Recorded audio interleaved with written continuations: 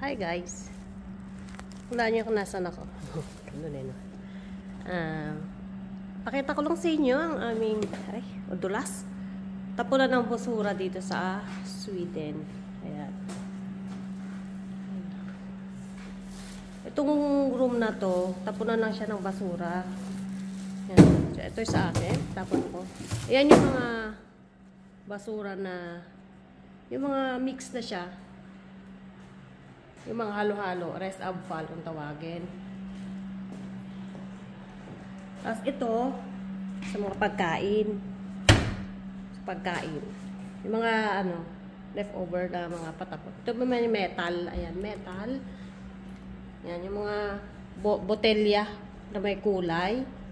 Wala. Ito yung plastic. Yan yung mga ganyan plastic. Siya. May mga friendship ko yung plastic. Diyan sila lang babagay.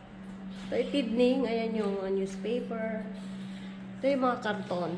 Ayan. Tulad ng mga ganyan. Ayan siya. Karton. Diba ang saya? Sana lahat, no? Kahit sa Pilipinas may ganyan siya. Ayan. Ayan. Ito yung battery.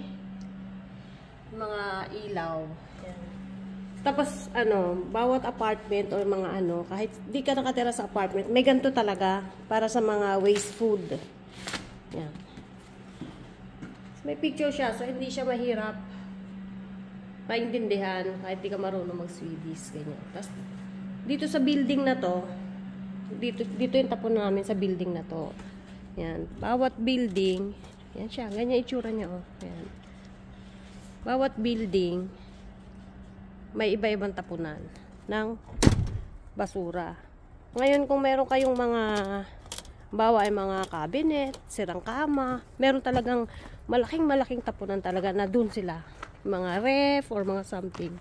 So, yun lang guys. Pakita ko lang sa inyo yung aming magandang tapunan. Sana, no, sa Pilipinas ganun din. Thank you!